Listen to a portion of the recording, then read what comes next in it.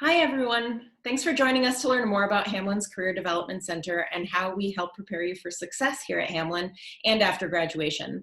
My name is Masha Finn. I use she, her, hers pronouns, and I'm a career counselor at the Career Development Center. I'm also joined by a fantastic current student. So current junior, You Do, is here with us as well, and you'll be able to hear from her and hear about her experiences at Hamline in a bit. So wanted to start by sharing a bit of background about the Career Development Center and how we approach our work here. So we're really focused on skill building. We want to make sure that you walk away from our appointments with our office feeling like you have more tools in your tool belt as you approach working towards a major, working towards a career path, and really building those skills to do what you want to do confidently. We really are in this together. It's a partnership with our students. And we're really focused on making sure that students understand that your liberal arts education prepares you for a variety of different paths and gives you the skills to approach many different pathways with confidence. So the NACE career readiness competencies are a really cool way of approaching this. So NACE is the National Association of Colleges and Employers. And through a lot of research and working with employers and working with career services offices like ours, they've found out that these are the competency areas, the skill areas that the workforce is looking for and that colleges are preparing students with. So these are some areas that the liberal arts experience at Hamline and the Career Development Office can help students build and learn more about how they relate to entering the workforce. So we really focus on helping students build those competency areas. We work with students from before you even set foot on campus up to 3 years after graduation. And we really want to help meet students where they're at. So these are some ways that we help you and support you. So we help students identify their major and career interests. We have assessments, free assessments that students can take that can help them find their path and kind of discover what are all the ways that majors might connect to the things you might want to do. We also help students develop professional resumes and cover letters. These are not intuitive things. It takes work to figure out how to do it well and to really embrace all of the cool things that you're doing on campus and in your jobs and express them fully. We also help students with their interviewing skills. So this is also an area that doesn't always come naturally. And so we really want to help you feel confident when you're going into those interviews. And we also have an incredible community of alumni of Hamline grads that want to support students. And so we help students connect with those alumni and connect with employers in the fields that you're interested in. A lot of our students are interested in graduate school as well. And so we work with students closely on preparing those applications, doing the research, figuring out what might be a good fit for them, or figuring out that maybe grad school isn't necessarily what they are interested in doing and finding job opportunities instead. So we support students in looking for internships as well as the job search. So there are a lot of different ways that we provide those resources. There are online resources that we offer, and we really help students kind of explore their networks and learn more about all the ways that they can leverage their community. So faculty, staff, people they've worked with to find some cool opportunities out there. And something that a lot of people don't realize our office does, and I want to make sure that we mention it, is we help students evaluate job and internship offers. So if they're choosing between a few different ones, or if they're trying to figure out which one is going to be able to kind of support me best, we kind of help you weigh those different options, pros and cons, things like that. And we also help students negotiate pay. So figuring out, is this something that I could be asking for more money? I could be asking for more vacation days. And we help students with that. We also help alumni with that, because maybe a year into your job, you're thinking, maybe I deserve a raise. So something that we find really is important for everyone to know that we do, and we want to help support you in getting there. So wanted to share a bit about our services. So we help support students through one-on-one appointments. And right now we're offering those virtually and over the phone, but we most often do them in person. And we also have drop-in hours in our office, so students can come by several times a week. If they just have a quick question, they can do that, stop by. And we also do classroom presentations, workshops. We have a ton of job fairs going on off campus throughout the year. We also have something called the Practice Interview Program, where we bring in a bunch of alumni and recruiters from different companies in the Twin Cities, and they come in, they interview students, and they actually give feedback on their interviewing skills, which is an amazing learning experience. We also have something called Handshake, which is our job and internship database, and our website has tons of resources, so be sure to check that out. Just search Career Development Center on the Hamline website and you'll find us. The other thing is we don't take summers off. We're open all summer long. So as you think about Hamline, or maybe as you're getting ready to enter Hamline, you can always reach out to our office this summer, and we're happy to answer questions and help you get started even before you're fully in a Hamline course. So we really try to meet you where you're at. So if you're exploring, if you're in the exploration phase, there are some ways to learn more about yourself and learn more about your interests. So we have assessments to help you do that. We help you research majors and careers. For example, I always thought I was interested in international law, and then my career office said, here are some ways to research this. I did it, discovered it wasn't for me. It's important to see what's out there, and to know what you might want to explore further. And that exploration phase also involves testing out your options. So starting out the process of trying things, doing stuff. It's a big part of all of this. And then once you've tried a few things out, maybe you're developing your experience in those areas. Maybe you're figuring out if something truly is the thing that you want to be doing. So maybe you're taking on internships, maybe you're taking on a part-time job, or you're volunteering. Maybe you're involved in a student organization and you've decided, I want to take more of a leadership role in it. And that helps you see the different ways that your skills are really showing up. And part of this phase is also learning to describe what you've been doing and putting it into your resumes and cover letters and interviews to make sure that not only do you know the things you're getting out of your experiences, but where you're applying to really understands the full scope of all the cool stuff you're doing. And hopefully later on, you will be thriving in those experiences. That's the goal, right? So you're in a place where you can effectively talk about your skills, where you can figure out if you want to apply to graduate school or if you want to apply for a full-time professional job. So we are really helping you go through these phases and supporting you all the way. So I also wanted to mention something that you've probably heard a fair amount about, the Hamline Plan. So that's how we do our liberal arts, is through the Hamline Plan, a breadth of skills and knowledge. And one of those aspects of the Hamline Plan is called LEAP, or Liberal Education as Practice. So a lot of folks do liberal education as practice, this LEAP credit, through internships, and our office helps students meet that requirement. So every Hamline student must complete at least one LEAP experience prior to graduation, and nearly 400 students complete an internship every year. That's a lot. We're really proud of that. It's an awesome experience that students are getting out there, and it helps students kind of see how their learning in the classroom really applies in the quote unquote real world, in the workforce. So they're incredible learning experiences. And the thing is, while I can talk about internships and how important they are, all day long, that's kind of what we do in our office.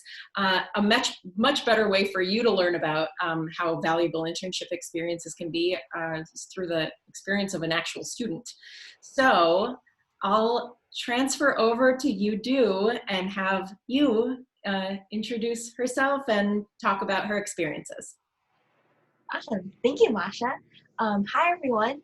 I hope you all are having a great day so far, and I apologize for the circumstances that we're in that we can't do our usual presentation with everyone in the room and answering all the questions. But just because it's virtual doesn't mean that it can't be fun. So we're going to make it as enticing and as riveting as possible for you. And I'll try to jam pack it with all sorts of good information, good advice from a current student. So just to tell you a little bit more about myself, my name is You Do. I use she, her, hers pronouns. I am a junior this year, already a third year student, double majoring in political science with a concentration in political change and advocacy, and criminology is my second major. And a little bit about what I do outside of being a double major in those two fields is that on campus I do serve as the student body vice president of our student congress. And I also serve as a student ambassador in undergraduate admissions. So it's a fancy name for a tour guide. I give tours, I talk to prospective students, it's super fun. And I also serve as a student dispatcher for our Hamline Public Safety Office. So I answer the phone calls when calls come in, dispatch officers accordingly, depending on the situation, emergency calls, non-emergency calls, etc., to keep our campus and community safe and sound. That's what I do on campus. And then for off campus, this semester, I serve as a legislative intern at the Minnesota State House. I also serve as a board member, associate board, or board of directors for two different nonprofits, Women for Political Change and Girls on the Run Twin Cities. And then my third one is actually a district council, neighborhood council that I was elected to, which is the Hamline Midway Coalition District Council. So very fun stuff, love nonprofit, love public service, love politics. So that's kind of what I do on and off campus. And then these are some internships I've done in the past. Like I said, the legislative internship. I've done a number of different campaign internships with Minnesota State House and State Senate campaigns. I've also served as a congressional intern for our U.S. Senator Tina Smith. And I also did my time in the Urban Scholars Program as well, and served as a violence prevention intern for Minneapolis Parks and Rec. That's what I was like, where was I for that internship? Minneapolis Parks and Recreation Board in the Minneapolis Park Police Department. So I've done a number of different internships. All have been great experiences. But one that I love to talk about and could talk about for days is my field organizer / political organizing intern position with the St. Paul City Council.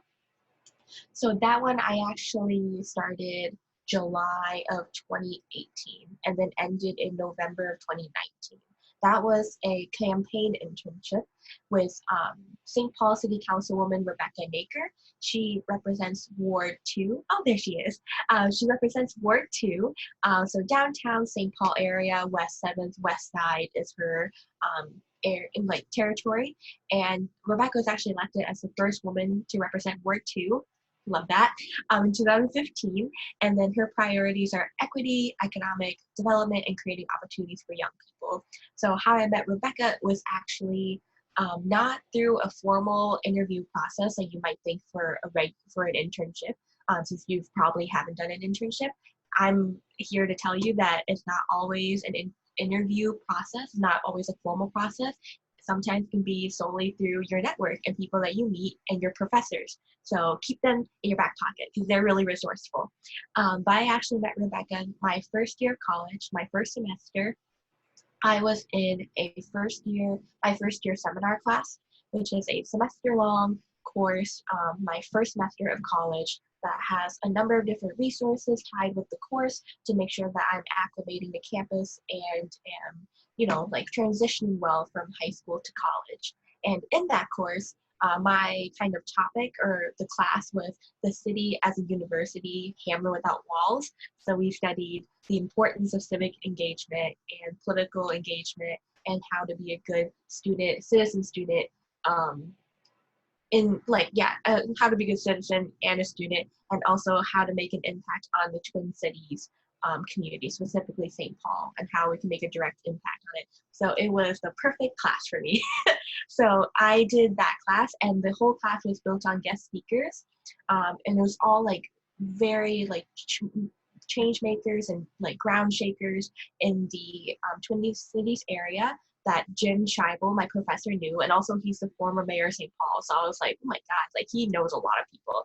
So he invited in a lot of different guest speakers to talk about their experience. It's a great networking opportunity, right?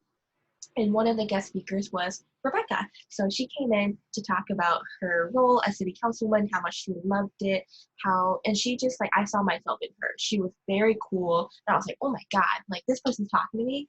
And she gave us her business cards and she was like, if you ever want to intern with me or just interested and want to have coffee, like please email me and reach out to me. So I went to my campus colleague, who's Ann Rasher, and she works in the Career Development Center as well. She's the internship program coordinator.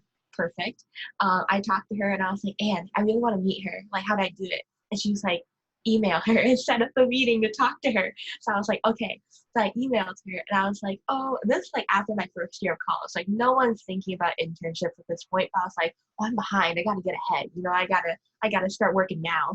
So I emailed her and said that I was very interested in working with her, interning with her, or just like getting to know her, you know, like her backstory, just really want to create that connection. So this is what I call a done bros moment. So she emailed me back and said that like, yeah, I'd love to meet you, love to get to know you. Just meet me at Dun Bros in downtown St. Paul this date at this time. And I treated it as a formal interview, right? That she wanted to meet me. She wants me to work with her. So I put on like a whole dress, tights. I wore heels. Back then I didn't drive, so I took the bus and wore heels. That was not a good decision. But like I got dressed to the nines and like showed up at Dun Bros and met with her. And like I would treat it as a very formal interview process. But she just sat down and started talking to me like a regular conversation. I was like, oh, like, is this not an interview? Like, do you want me to work with you? And she's like, 100%. Like, I didn't think this was an interview. This is just a formality. I just want to get to know you. And she said that Jim Scheibel, who's my professor and very good friends with Rebecca, had already talked me up to her, like, and talked to her and said that how great of a student I was and how like I would do really well with her campaign. So sometimes it just really is about networking and connections and being able to utilize your network, but like in a very constructive and strategic way.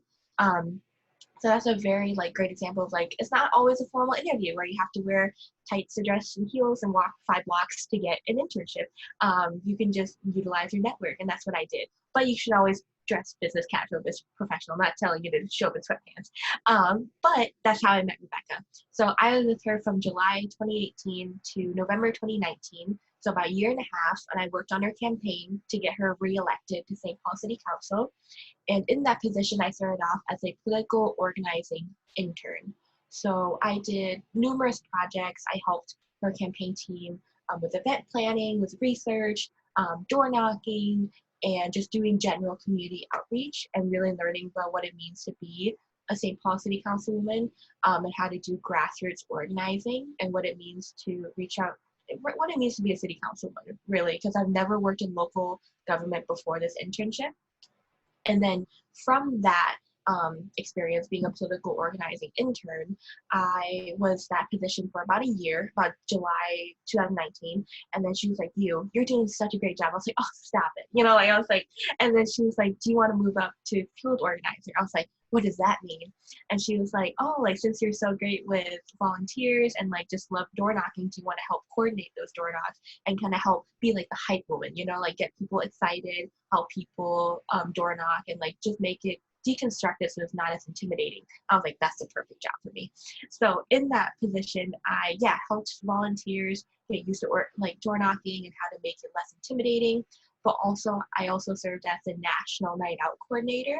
So National Night Out, as you might know, is like this annual event. It's to build community relations between law enforcement and the community. So in that position, I organized 12 different block parties for Rebecca to come and like do outreach at in that evening within like a 4-hour time span. It was 12 different block parties. And just to give you a little bit of scope on how many constituents Rebecca has, she has 42,000, or roughly 42,000 constituents. So my job was to make sure that she can get to all these block parties in a timely manner where she has enough time at each location to interact with your constituents, and also do social media so that people see on social media that she's out and about with her constituents, and also in that 4-hour time span so that she reaches as many as 42,000 constituents. Like, it was a lot bigger project than I thought, which is really great because I learned a lot from that position. Time management was one of those for sure. Organization and communication is really important in order to organize all those block parties. But also, like, I never thought I'd have this experience before college, or like during college, I should say. And it's just a wonderful experience. And like, I learned so much of it. And I did, I think, a pretty good job. She got reelected. So, like, hey, like, it was really great. So that's a really great example of like one position that I've loved, I did for so long, and that have taught me very valuable skills that I hope you gain when you do your internship. But yeah. And are you still doing something with Rebecca's office? Oh, Masha, that's such a great question. I am. So Rebecca and I, we, parted ways in November because she got reelected, which is great, but also sad the campaign team was over. But roughly about a month or two later, she reached out to me. I was like, hey, how are you recovering from campaigning? I was like, I'm doing great. Rebecca, how are you? And she was like, hey, I really want to change something up for my second term. I was like, oh, what is that? And she's always been someone who's very much like supportive of youth leadership and empowering young people to go into politics, especially local government. And so then she was like, you know what? I don't want to just say that I support college students and they can intern with me. Like, I want to create an opportunity for people to just get to know me, get to know other elected officials. So Rebecca and I teamed up together, and I'm technically a co-founder. Never thought I'd be a co-founder of something, but here we are. But we're technically co-founders of a political discussion series. We couldn't think of a better name for it at the time, but it'll probably change in the future. But it's a political discussion series where basically I invite about 10 to 15 of my peers at different colleges in the Twin Cities area who are very committed to civic engagement, but they might not be directly involved in politics, or maybe want to go into politics, but they're just genuinely curious about local government and want to get involved. So I invite about 10 to 15 of my peers over to her house, and she hosts it with like light snacks and stuff like that. Like, she provides all that. And we come together and we talk about different issues that local government can tackle, how local government works, and really deconstructing how intimidating government can be to young people. And Rebecca talks about like a little about herself, about her role as city councilwoman. We had our pilot kind of episode in February, and that went really well. So our guest speaker for that one, technically since it was a pilot, was Rebecca. So she talked about her role as city councilwoman, and the people who went loved it. Like, it was so great, and they felt like it was very much like networking, but less intimidating than they thought. And they learned a lot of great skills. They learned a lot of great stories, and like connected with each other too, because they're doing all great work around the Twin Cities area too. And just because they're students doesn't mean they can't network with each other.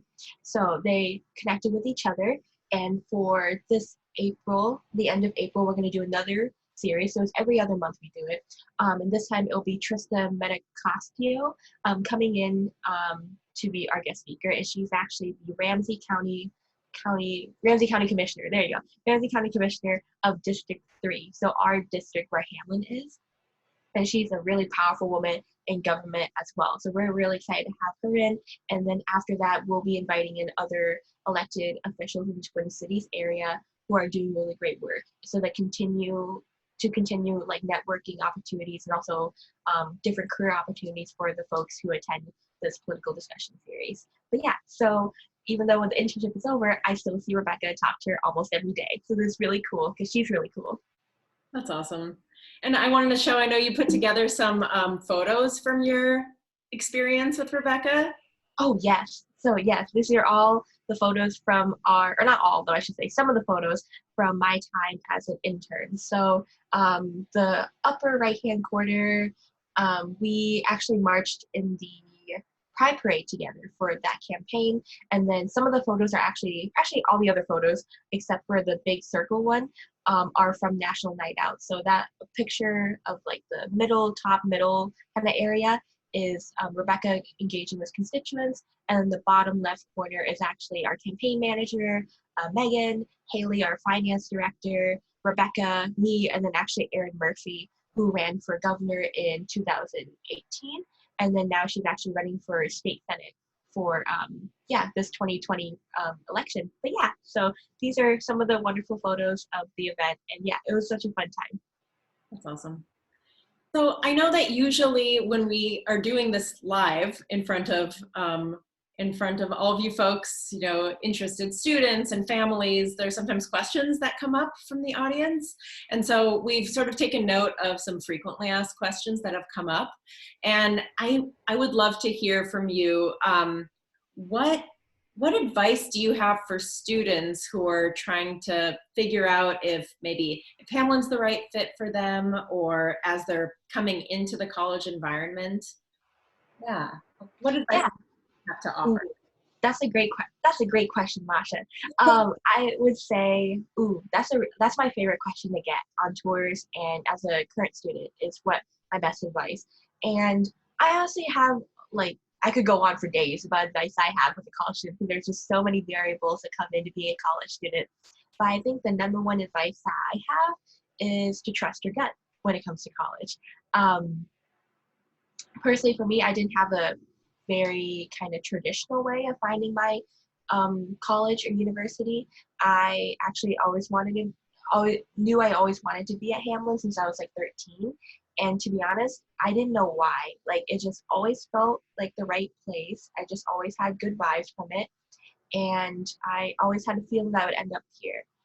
But throughout my years in high school, like touring colleges and universities, I never toured Hamline because it was, yeah, I know that's so hypocritical of me now as a tour guide. But I never toured Hamline because it was my dream school. I was like, oh, I'll never get in there. You know, like that's like my dream. Like, you know, it'd be like, it's like my Harvard, you know, like it's like how I saw it. And my senior year of high school, I was going to pursue a different university and a different degree. I've always wanted to be in politics. I've wanted to run for office since I was 7, but it was very much a dream to me. Like almost like if someone said that they want to be a movie star. It was like that, it was like unrealistic for me. So I never planned on pursuing it. I was just always been my dream. But I always thought that like, okay, if I come to Hamline, I'm gonna pursue politics. I'm gonna pursue public service because that's what our university, at least for me, is known for. So my senior year of high school, I was going to go to St. Cloud State University, also a great university, but I was going to pursue psychology and be like a guidance counselor, I think was what my career choice was. And as much as I love guidance counselors, I loved mine in high school, that's not what I wanted to do. Like, I just wanted to do it because it was a safe route and I didn't want to put myself out there and really pursue what I wanted to do. Um, but then I got my acceptance letter from Hamline, and I was like, oh my God, I got into my dream school.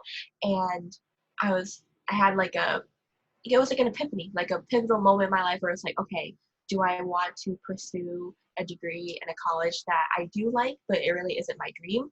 Or should I chase what I've wanted to do for so many years? And although I never toured it, I feel like I would fit in really well. And it is my dream here. Like, something always just tied me here.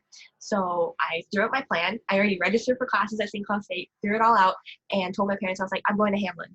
And they're like, what? But they were very supportive. Like, they were like, oh, like, I don't know about that since you never toured it, but if you're really that convinced, go for it, because I'm very stubborn. So they weren't going to change my mind anyways. And I came here, and although I did very little to none research about Hamline, as soon as I came to Hamline, I felt at home. Like, it was my second home. I felt like the community here was very supportive of me and have empowered me the last 3 years and have always been by my side. And I couldn't have done all the things that I do without the Hamline community and the love and support that I've received from so many faculty, staff members, and students. So my advice to you is to trust your gut. If you tour a school and you feel like you could see yourself here, do it. And if you don't see yourself there, don't go, even if it has like the perfect program or exactly what you want to go into, because that might change. And, you know, a school can have the major that you want, can have the program that you want, and could have maybe all the things on paper that you want. But once you tour it or maybe just like see in person, and you don't feel like you could see yourself here and that it's not your second home, I would say don't pursue it, because college is a huge monetary investment. Don't get me wrong, like it's a buck or two, but it's also an investment of your time. It's 4 years of your life, and time is the most valuable thing in the world. to me. So if you can't see yourself here and you don't see yourself growing at the college that you pick, I would say just trust your gut and go with what you feel like is right. Sometimes can be as scary as never touring it, and sometimes it works out. Maybe if it doesn't, there's always the option of transferring if it doesn't work out for you. It is a scary option, a scary experience, but like it's always an option, and you're not never stuck somewhere. Like you should pick the college university that you feel like is best for you and what you want to get out of life. So that's my little spiel. Trust your gut. Just go with your gut. Awesome. And I'm going to take us back to the slide where, oh, there it is, the list of all of the activities and internships that you've pursued. I know I've heard, at least from a lot of first-year students, sometimes second-year students, that feeling of, I don't know if I could even get an internship. What motivated you to pursue as many as you have? And what would you say to students who are feeling uncertain about their, I guess, the possibility of even getting one? Ooh, that's a grade A question, Masha. Thank you. I would say the reason why I've done so many internships, I think this is on my, correct me if I'm wrong, I think I'm on my 7 or 8. So usually, like, just to give you an idea, usually students, you can correct me, Masha, I feel like usually students do like 1 or 2, maybe at most, for their college experience. So you're probably wondering, 7 or 8, what are you doing? You know, like, why are you doing so many? And I think it was because I was just very genuinely interested in doing an internship, because I myself am someone who very much believes in high impact learning experiences and hands-on learning. I'm a hands-on learner. So I can read a textbook for days, but as soon as I do it in person, I'm just like, oh, I get it now. So hands-on experience for me and experiential learning experiences for me are very important. So that's why I was driven to start internships so early in my college career, was because I knew that through them, I would gain skills that I could not gain in the classroom, which is true. Like I've gained a lot of skills in my internships I would never have gained in the classroom, which isn't a bad thing, it's a good thing. That's why we honestly like ask students to do internships, because that's what, that's the best part of doing an internship. But I would say that I was driven because I really love experiential learning opportunities. And I was also driven to it because I was just genuinely curious, and like I've never worked in government before, even though it's been my dream since I was 7. So I was like, why not try it all out and see where I see myself? And I think the best thing that I learned about doing internships is that every internship that I do, I learn about what I not want to do in the future. Like there's never been an internship where I do it's like, I'm gonna do this forever. It's just like, oh, that was fun, but I couldn't do this 40 hours a week for 20 years plus years till I retire, So every internship I've done has been just very valuable experiences, but I've always walked away being like, that was a good one, but not for me. Like an experience that is when I served as a congressional intern for U.S. Senator Tina Smith. Great office to work for, great woman to work for. I did such great work in that office doing casework and doing community outreach to all over Minnesota, statewide. And it was very fun.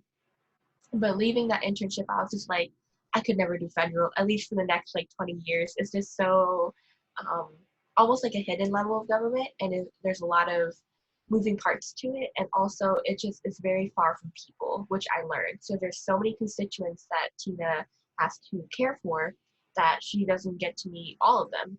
And I'm very much someone who, if you can't tell already from this video, is very bubbly and is very community oriented. So I was like, nah, dog, like I'd rather have 5 constituents that I know like the back of my hand than 50,000 that I don't know at all. So that's kind of like what I walked away from that internship specifically.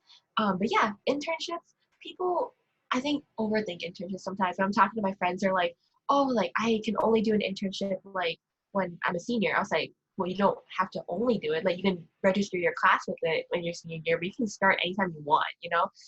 But they're like, oh, it's so scary. And I was like, why? Like, why are you scared? And they're like, it's just so much like work and like to find one and like get one and like the work that you do. And this is me telling you, I've done 8 of these. It's not that hard. Like the work that you do, like you learn a lot from the internship. Don't get me wrong. It's not like a waste of your time, but the work that you do is very much like they understand that you're an intern, that you're an undergraduate student. Like they're not going to give you projects for a graduate student or even like a working professional, young professional. Like they very much should know that you are an undergraduate student. They will give you projects and tasks that are very much up your, alley, and is very relevant to the coursework that you're doing. And also internships really aren't that hard to find. You can turn almost anything into an internship is what I've learned. Like even like when you're volunteering at a local nonprofit, like for example, one of my friends, Jessie, she volunteers at the International Institute. So she works with folks who are newly immigrants in the country, who are maybe like struggling a little bit in different areas, acclimating to American culture, and she helped them do casework and stuff like that, help them acclimate to American life. And she volunteers there, like I don't even know how many hours a week, but she is technically a volunteer there. But I was like, Jessie, have you ever thought about changing it to an internship? She's like, well, what do I have to do for that? I was like, well, talk to whoever your supervisor is at that volunteer site and just ask them if you can turn this into an internship. And it sometimes is like it might just seem like a change on paper, like from volunteer to an intern, but there is a difference between a volunteer and an intern, even though the work might be the same, but just putting it as an internship on your resume looks better than putting it as a volunteer opportunity on your resume, because like gets like a little bit of clout, like, oh, she did an internship there, she didn't just volunteer there, even though the work is the same. Having it as an internship shows that you learned transferable skills from that internship, and that you like it was a very much like experiential learning opportunity, and not just like a volunteer thing she did like once a week. Like she actually put in the time and the energy every week to do this casework, and she gained a lot of skills from it, and she's still doing it, and she loves it, and she thinks that she might do it for the future. So you never know. So I would say internships aren't that hard to find, and even if you can't find one like in the books, like if you're looking online and there's just not one that's really like perfect for you or what you want to get out of, you can create your own. I was talking to Ann Rasher the other day about internships, and we were talking about, for my criminology major, I have to do an internship. But for me, I do not want to go into law enforcement, but a lot of criminology internships are in law enforcement. So I was like, Ann, how do I find an internship that is the perfect intersection between policy, criminal justice reform, and criminology, but also looking at race and like social issues that impact criminology? And she looked at me, she was like, that's a really good thing to look for, but you might not get all those eggs in one basket. So she recommended to me to reach out to different guest speakers that we had in our first year seminar course who are in the criminal justice field, and maybe ask to intern for them directly, or see if I can create an internship that has all those criteria, and then have them as my supervisor, even though that's not posted somewhere. Sometimes internships aren't posted anywhere. Sometimes you get to create them. That's the beauty of an internship. When in your life are you going to get to create your own job? Not that much. So I actually take it, So I hope to reach out to different guest speakers that we've had, and maybe reach out to them to see if I can do like a crime reduction internship in the Hamline Midway Coalition District Council, so I can work with the neighborhood to like look at crime, or if I can maybe reach out to St. Paul Police Department, and instead of doing law enforcement work with them, to work with one of their community outreach specialists to see how they do community outreach and how they reach out to underrepresented communities. So it's not always an internship, your perfect internship isn't always written out somewhere. Sometimes you gotta create it yourself, and that's the beauty of it. So yeah, so don't worry about internships. There's plenty, and if you can't find one, you can create one.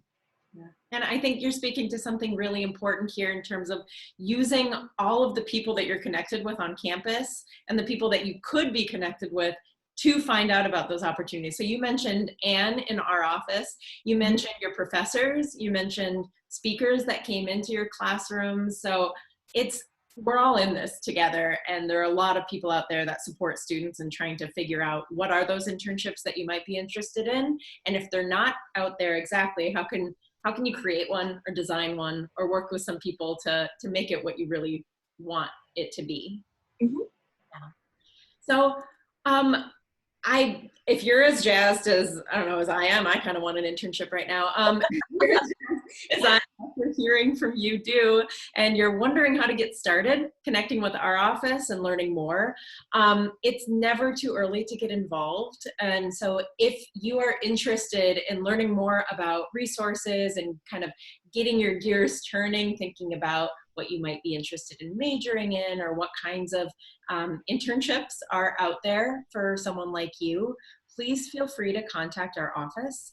So we provide one-on-one career counseling. Like I said, we're available all summer. So you can absolutely set up a conversation with someone in our office once you've made the decision to join our Hamline community. We also have a ton of online resources. So you can go to our website, hamline.edu/CDC, and find out more there.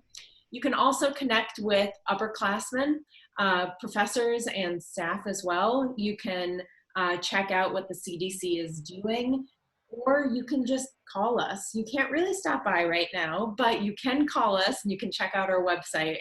You don't have to have a specific question to reach out. I think a lot of students feel like they have to come in with very specific questions to be able to use our services, and you absolutely don't. You can just stop by and say, I think I want to start talking about career stuff. Where do I start? We love that question. So please get in touch with us. There's more information further on. So I wanted to give a quick snapshot of all of the cool places that Hamline grads often end up. So this is just one brief overview of it's a very small sample of the companies and organizations where our grads have gone on to work at. You can see the wide variety from large corporations to smaller nonprofits, everything from from Fraser to 3M. So I love this slide. It's so fun to look at. And I also wanted to show this slide.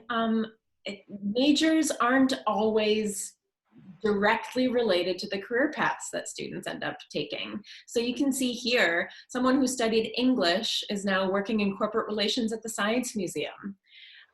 Someone who studied German is a writer and editor for the Federal Aviation Administration. Like, there are so many cool directions that your major can take you.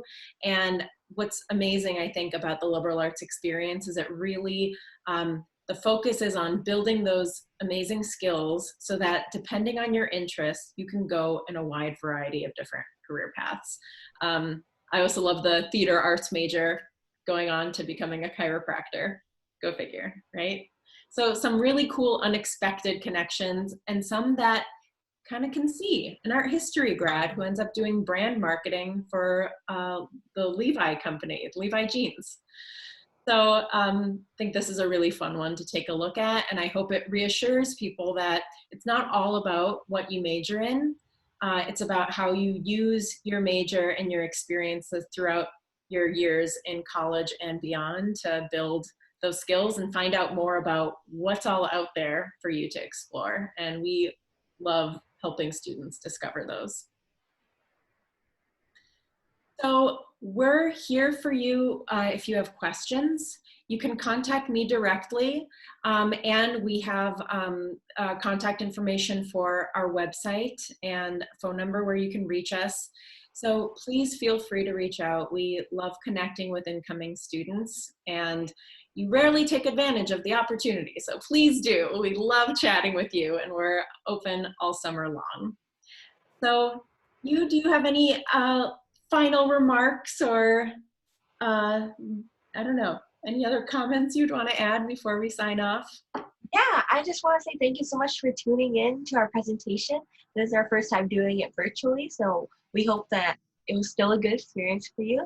But yeah, thank you so much for tuning in, and Masha and I wish you the best of luck with your college search process and hope it goes well, and hope to see you next fall here at Hamline. But yeah, thank you so much. Thank you.